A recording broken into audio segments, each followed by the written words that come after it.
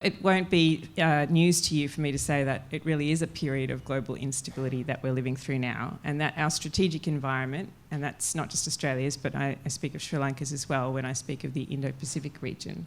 The strategic environment for this region is increasingly volatile and it is uncertain, and we are all facing the risks inherent in great power competition.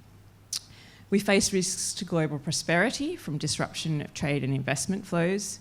We face a climate change situation that it's faster than our combined efforts could possibly be to stop it.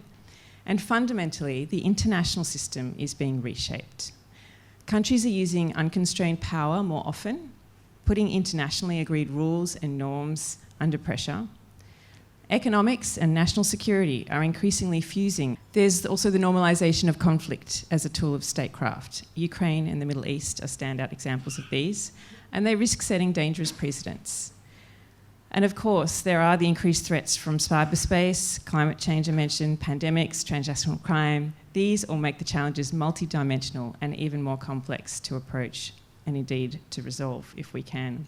So for Australia, what we look at is we've prioritised our region, which we share with Sri Lanka, the Indo-Pacific region, and in particular we've looked at the relationships that are important to us, and we've looked at international rules and seen how important they are for Australia to advance our own security and our prosperity.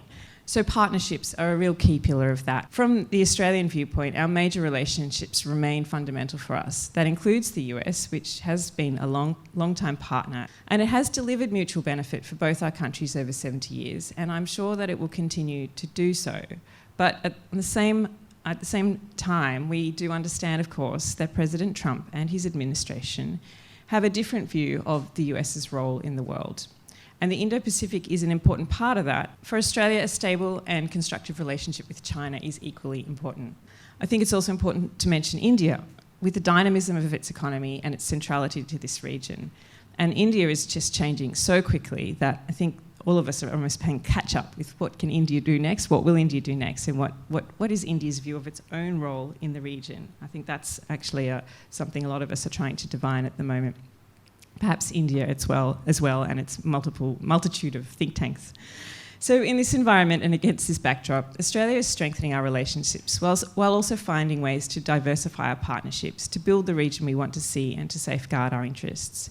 We're deepening our strategic alignment with countries like India and Japan, including through the Quad, and other countries like South Korea, Canada, New Zealand, the UK, including particularly this region, Southeast Asia and South Asia.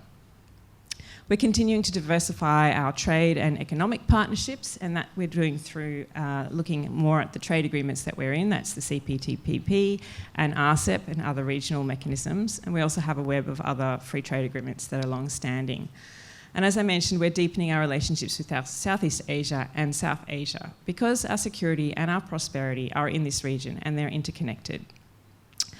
And just to note also, the Pacific is very important for Australia. It's our near region, and we're seeking to reinforce that Australia is a partner for that region and one that they can count on.